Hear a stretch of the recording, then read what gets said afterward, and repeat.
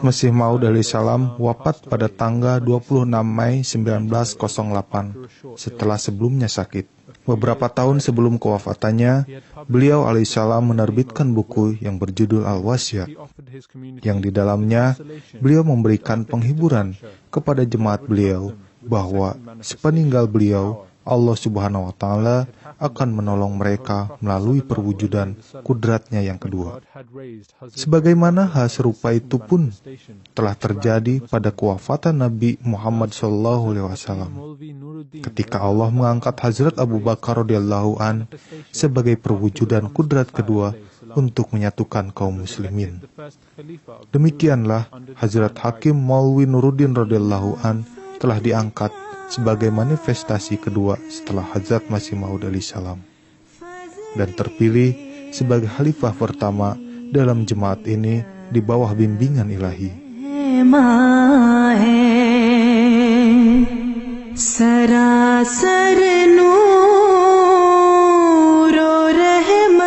Rahmat Allah Ta'ala telah menjadikan beliau mampu tampil dengan amat baik dalam kapasitas beliau sebagai seorang Khalifatul Masih, sehingga sampai waktu kewafatan beliau pada tahun 1914, jemaat ini terjaga sepenuhnya dari kekacauan dan perpecahan.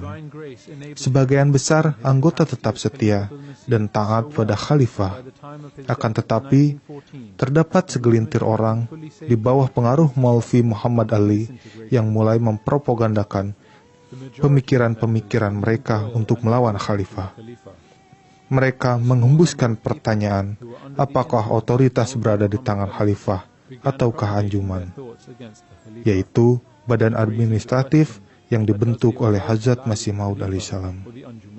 Mereka juga menyebarkan gagasan bahwa tugas khalifah hanyalah memimpin sholat, upacara pemakaman, dan menyampaikan pengumuman pernikahan, serta mengambil janji baiat dari orang-orang yang baru masuk ke dalam jemaat.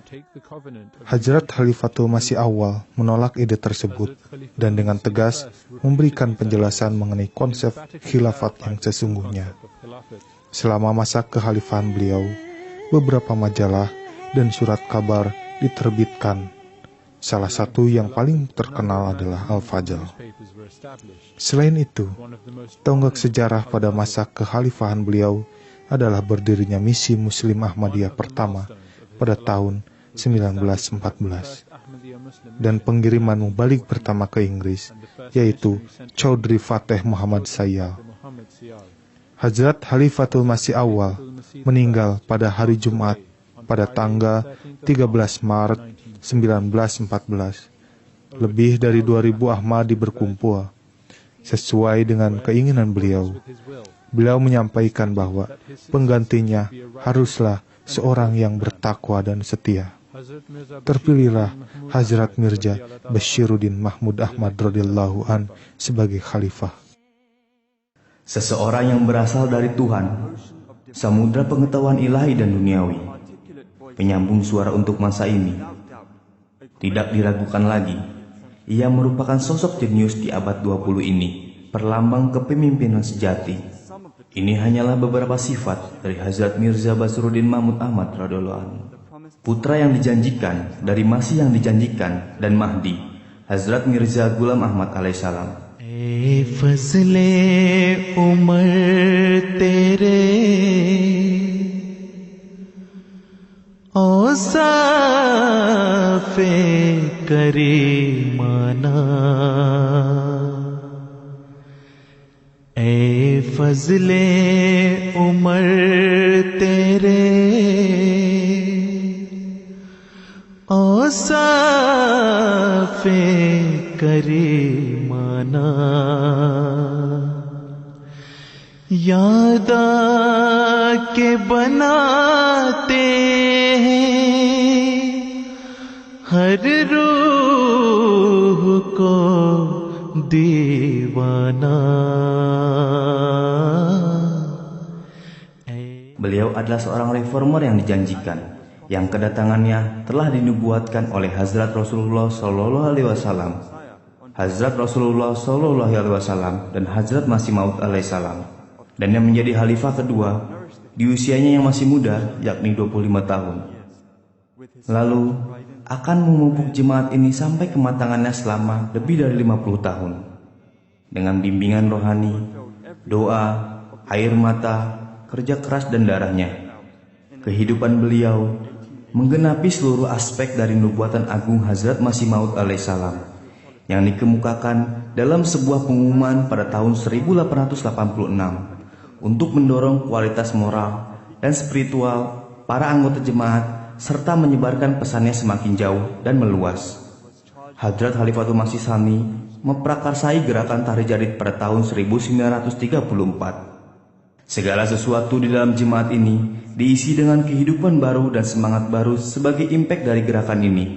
Hasil paling menonjol dari gerakan ini adalah jaringan misi luar negeri yang tersebar secara progresif ke banyak negara.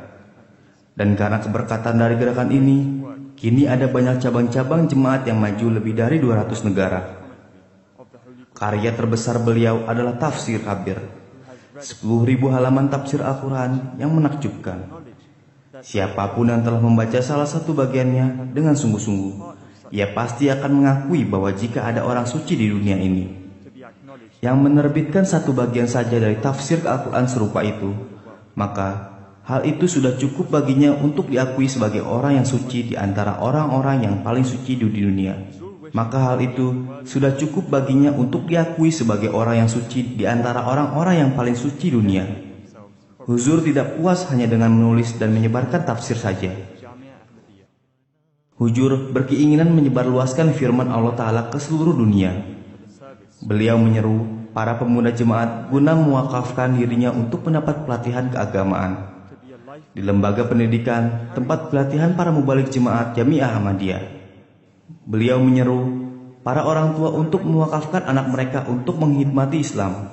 Beliau mempersiapkan para sarjana saleh ini sedemikian rupa sehingga dapat mendemonstrasikan Al-Quran sebagai pesan yang memberikan kehidupan dan membawa pesan ini ke seluruh penjuru bumi. Ini merupakan hasil langsung dari pengorbanan-pengorbanan dan perhatian-perhatian, sehingga penghidmatan yang tengah diberikan terhadap Al-Quran di seluruh penjuru dunia